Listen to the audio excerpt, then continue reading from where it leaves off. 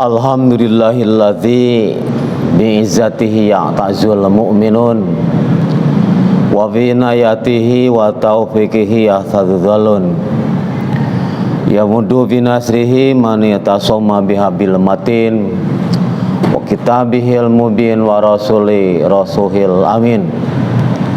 Asyhadu an la ilaha illallah wa asyhadu anna Muhammadan abduhu wa rasuluhu alladzi la nabiyya ba'da. Wa qala Allahu ta'ala fil Qur'anil azim. A'udzubillahi minasyaitonir rajim. Ya ayyuhalladzina amanu taqullaha wal tanzur nafsum ma qaddamat lighad wattaqullaha innallaha khabirum bima ta'malun. Wabil ayat ya ayyuhalladzina amanu kutiba alaikumusiyam kama kutiba alal ladzina min qablikum la'allakum tattaqun. Syukur alhamdulillah di sore hari ini menjelang maghrib kita disuguhkan dengan sebuah sajian, yakni mengisi kegiatan dakwatul Islam melalui lembaga Amil Zakat Pimpinan Daerah Persatuan Islam Kabupaten Cianjur, yang dalam sore hari ini kajian yang hendak disampaikan adalah bertajuk Qabulu faqat al-insyitahul khairiyatil wara'atul al-khossah, yang bermakna yakni hanya penerimaan aktivitas amal soleh istimewa yang diterima. Dari judul tersebut mari kita cermati dari kata demi kata. Kalau kita ungkapkan literasi dari hanya adalah kata sambung atau bisa kata taukid yang menekankan suatu perkara yang paling utama dan hanya satu-satunya, seperti dalam ungkapan wa ma khalaqul jinna wal insa illa liya'budun. Ya, itu kata-kata waw di situ adalah taukid yang menekankan sesungguhnya bahwa manusia dan diciptakan adalah untuk beribadah kepada Allah. Lalu yang kedua, penerimaan, yakni bentuk hasil pekerjaan yang dilakukan seseorang setelah bekerja. Semisal di pedesaan bapak tani bekerja di seorang majikan, bercanggul dari pagi sampai siang, lalu dia mendapat ujroh, mendapat upah berupa uang hasil kerja selama 6 jam. Termasuk kita juga dalam melakukan aktivitas amal, apakah amal itu diterima oleh Allah Subhanahu wa taala, kita bisa rasakan dalam kehidupan sehari-hari.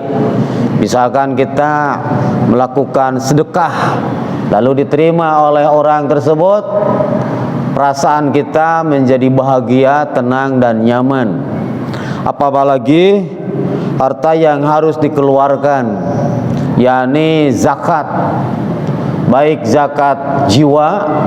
Dalam kajian Idul Fitri itu ada zakatul fitrah, itu adalah artinya tuhratan li shaimi.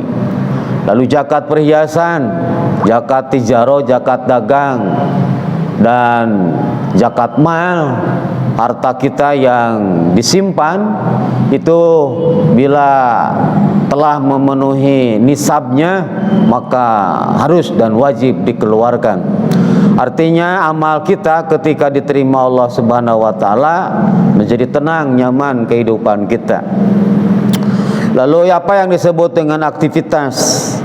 Aktivitas dalam Kamus Bahasa Indonesia adalah rangkaian perbuatan seseorang dari awal sampai akhir dengan durasi waktu yang dipakai. Seperti aktivitas kita saum, mulai terbit fajar sampai terbenam matahari, durasinya bisa 2 jam, bisa 3 jam lebih. Itu adalah rangkaian peristiwa amal yang memerlukan waktu. Demikian pula aktivitas hidup kita, dari bangun pagi sampai tidur lagi 24 jam adalah aktivitas. Mau yang aktivitasnya itu full ataupun sedang, tetap Allah memberikan durasi umur, yang umur tersebut harus dimakmurkan. Hadirin pemirsa yang dimuliakan Allah Subhanahu wa taala. Lalu di situ ada kata-kata amal soleh. Amal soleh adalah perbuatan yang dilakukan oleh seseorang, baik sesuai dalil atau tidak, dengan sunnah yang lebih bagus dari yang lainnya. Itu amal soleh. Artinya ketika kita beriman harus dilanjutkan dengan perbuatan amal soleh. Lalu yang berikutnya adalah istimewa. Dari seluruh aktivitas amal kita pasti ada sesuatu yang istimewa. Nah, yang disebut dengan istimewa ini adalah sesuatu hal, perbuatan, hasil atau ganjaran atau undangan yang lebih bagus dari yang lainnya. Seperti dari 12 bulan ini ada 1 bulan yang sangat istimewa, yaitu bulan Ramadan. Sebulan penuh kita melakukan amal soleh, dan amal 1 bulan itu adalah sangat-sangat istimewa. Ada pula di bulan Zulhijjah ada amal yang terbaik, yakni ibadah haji. Orang melakukan ibadah haji, pergi dari kampung halaman, kembali ke kampung halaman lagi 40 hari 40 malam. Artinya amal tersebut sangatlah istimewa. Demikian pula amal-amal yang sangat istimewa itu berkaitan pula dengan diterimanya oleh Allah Subhanahu wa taala. Kata-kata diterima adalah hasil pekerjaan manusia yang disambut oleh Allah dan memperoleh penghargaan atau penghormatan berupa surga. Hadirin ikhwati iman yang dirahmati Allah Subhanahu wa taala. Di dalam beberapa hadis Imam At-Tabrani yang disahihkan oleh Syekh Al-Albani rahimahullah, beliau pernah menyampaikan hadis dari Ka'ab bin Uzrah bahwa Rasulullah sallallahu alaihi wasallam pernah bersabda, "In kana kharaja yas'a ala waladihi sigharan wa huwa fi sabilillah." Jika seseorang keluar bekerja untuk anak-anaknya yang masih kecil, tentu dia berada di jalan Allah. Ketika nawaitu yang pertama, dia mencari kasab dari pagi sampai sore, bahkan ada yang berlarut-larut malam. Ketika niatnya karena Allah, maka itu adalah di jalan Allah Subhanahu wa taala. Lalu yang kedua, wa in kana kharaza yas'a ala abawaini syaukhaini kabirani fahuwa fi sabilillah. Demikian pula jika seseorang keluar untuk menafkahi kedua orang tuanya yang sudah tua renta, tentu dia berada di jalan Allah Subhanahu wa taala. Ini menunjukkan tanggung jawab seorang anak ketika dia tumbuh dewasa dengan pendidikannya, dengan gelarnya, dengan jabatannya, dengan keahliannya. Dia mencari sesuap nasi, selembar uang demi uang dikumpulkan, lalu dia belum beristri, lalu dia membiayai kedua orang tuanya, itu berada di jalan Allah Subhanahu wa taala. Dan yang ketiga, baginda Rasul pun menyampaikan, wa in kana yas'ala nafsihi yu'ifahu fahuwa fi sabilillah. Dan jika ia bekerja untuk dirinya, yaitu untuk menjaga kehormatan diri, maka dia pun berada di jalan Allah Subhanahu wa taala. Hadirin ikhwati iman semuanya, ini berkaitan dengan individu manusia. Ketika dia bekerja untuk kehormatan diri, maka itu di jalan Allah Subhanahu wa taala. Hadirin ikhwati iman semuanya, landasan pinjakan dalam materi ini yakni di dalam Al-Quran surat Al-Hasr ayat 18 yang Allah menegaskan, ya ayyuhalladzina amanu ittaqullah, wahai orang-orang yang beriman. Tentu khitabnya ditujukan kepada orang yang beriman yang mempunyai kualitas tertentu. Nah, di sini kualitas tertentu yang bagaimana tingkatan iman seseorang itu, tentu dia itu bakal berbeda dengan imannya seseorang. Lalu Allah menyampaikan, bertakwalah kepada Allah. Nah, orang yang beriman tersebut harus ditingkatkan keimanannya dengan bertakwa kepada Allah Subhanahu wa taala. Apa perintah Allah yang kedua? Wal tandur nafsum maqaddamat lighad. Allah memerintahkan kepada kita, hendaklah setiap diri memperhatikan apa yang telah diperbuatnya untuk hari esok. Hari esok yang mana? Hari esok yaumul qiyamah. Bukan hanya hari esok yaumul qiyamah akhirat saja, tetapi dari detik ke detik, dari menit ke menit, dari jam ke jam, dari hari ke hari, dari bulan ke bulan, bahkan dari tahun ke tahun. Itu artinya adalah hari esok yang harus kita perhatikan. Dengan apa diperhatikannya hari esok? Yakni yang kedua, wattaqullah, kembali lagi bertakwa kepada Allah Subhanahu wa taala untuk mengisi hari-hari yang berikutnya itu. Innallaha khabiru bimma ta'malun. Dan sesungguhnya Allah Maha mengetahui apa yang kamu kerjakan.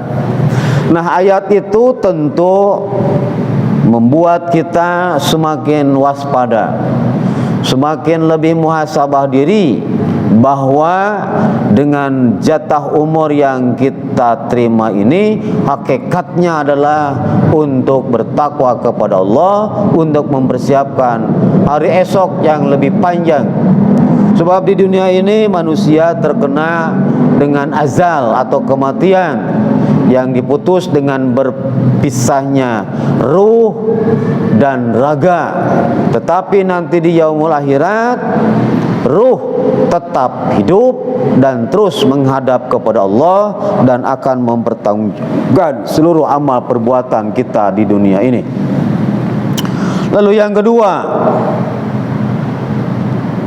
Ibnu Katsir dalam tafsir Al-Qur'anul Azim menafsirkannya sebagai berikut: hasibu anfusakum qabla an tuhasabu. Hisablah diri kalian sebelum kalian dihisab. Arti bahasa dihisab di sini adalah menghitung diri sendiri. Ketika kita mau tidur, sebelum tidur kita selalu melamun. Kadang lamunan itu kembali kepada proses kita bangun tidur. Ya, ketika bangun tidur kita apa yang kita lakukan? Tentu membaca doa, yakni alhamdulillahilladzi ba'dama amatana wa ilahin nusur. Ya. Atau bahasanya adalah kalau tadi bismika Allahumma ahya wa amut, sebelum kita tidur kita menyerahkan diri kepada Allah Subhanahu wa taala, dan sebelum bangun atau sesudah bangun kita juga berdoa. Artinya menghitung perjalanan kita selama pagi hari sampai malam. Wanzuru madza akhrajtum li anfusikum minal a'malis solihati liyaumi ma'amikum wa aradtukum ala rabbikum. Lihatlah apa yang telah kalian siapkan untuk diri kalian berupa amal soleh untuk hari di mana hari itu adalah yakni hari esok. Hari esok yang mana? Yaitu hari esok yang Allah persiapkan untuk kita untuk tidak kembali lagi menghadap Allah, dan setiap amal kalian akan dihadapkan kepada Allah. Nah, di antara tuntunan Nabi sallallahu alaihi wasallam setelah menguburkan mayit, seorang muslim dia memerintahkan para sahabat untuk berdoa kepada Allah bagi si mayit, karena si jenazah butuh pertolongan orang hidup untuk menambah amal kebaikan yang masih belum sempurna. Jadi maknanya bila kita ziarah kubur atau mengantarkan jenazah ke kuburan, di situ ada diperintahkan untuk bermuhasabah, meliti amal perbuatan. Kita berpikir si jenazah sudah tidak lagi beramal. Bagaimana dia kehidupan di alam barzah sendirian, ditemani hanya dengan amalnya. Dan kita di situ bermuhasabah dengan mengutip hadis dari Utsman bin Affan. Utsman bin Affan pernah mendengar Rasulullah SAW bersabda, "Idza faragha min dafnil mayyiti waqafa alaih." Ya, kebiasaan Nabi SAW setelah menguburkan jenazah, beliau berhenti sejenak di sisi kuburan, lalu bersabda, "Istaghfiru li ahikum was'alu lahu bitasbit fa innahul ana yus'alu." Jadi ketika seorang jenazah muslim telah dikuburkan dan setelah selesai penguburannya, lalu Rasulullah meminta kepada hadirin ketika itu, silahkan berdiri, jangan duduk. Mendekatlah kepada kuburan ini, aku mau menyampaikan sesuatu. Jadi di kuburan itu baginda Rasul menyampaikan dakwahnya dengan bahasa istaghfiru li ahikum, mintalah ampunan untuk saudara kamu ini. Artinya sebuah perintah kepada kita, yuk bermuhasabah bahwa si jenazah ini ketika Allah telah mewafatkan akan ditanya perihal umurnya, perihal amalnya, perihal hartanya, perihal apa yang telah dia nikmati dalam kehidupan ini. Intinya kepada kita, mohon ampunlah bagi keluarga ini kepada Allah Subhanahu wa taala. Was'alu lahu bitasbit, dan berilah ketegaran imannya, sebab saat ini fa innaul ana yus'alu, sesungguhnya dia akan ditanya oleh Allah Subhanahu wa taala. Hadirin ikhwati iman semuanya, tentu dari pernyataan Rasulullah ini ada pernyataan sawabul hasanatil hasanah ba'da, yang artinya balasan dari kebaikan adalah kebaikan setelahnya, dan tentunya balasan kejahatan tentu kejahatan pula setelahnya. Disinilah Allah memerintahkan kita apa yang harus kita persiapkan sebelum dihisab oleh Allah Subhanahu wa taala. Kita baca di dalam Al-Qur'an surat ketiga Ali Imran ayat 102, ya ayyuhalladzina amanu ittaqullaha haqqa tuqatih wa la tamutunna illa wa antum muslimun. Wahai orang-orang yang beriman, bertakwalah kepada Allah dengan sebenar-benarnya takwa. Hadirin ihwati iman semuanya, demikianlah kajian di sore hari ini, yakni kajian tentang hanya amal istimewa yang Allah akan terima dari kita semua. Amal istimewa apa yang akan kita terima pada bulan Ramadan ini? Seluruh amal perbuatan di bulan Ramadan, saumnya, sedekahnya, bertolabul ilminya, dan apa saja yang kalian lakukan adalah bentuk amal yang istimewa. Mudah-mudahan Allah Subhanahu wa taala membimbing kita ke jalan yang lurus, ke jalan yang benar, dan mudah-mudahan Allah Subhanahu wa taala memberikan kekuatan kepada kita. Mohon maaf atas segala kekurangan. Kita akhiri dengan doa. Rabbana la tuzigh qulubana ba'da idh hadaytana wa hab lana min ladunka rahmatan innaka antal wahhab. Rabbana atina fid dunya hasanah wa fil akhirati hasanah wa qina adzabannar. Aqulu qouli hadza wa assalamu alaikum warahmatullahi wabarakatuh.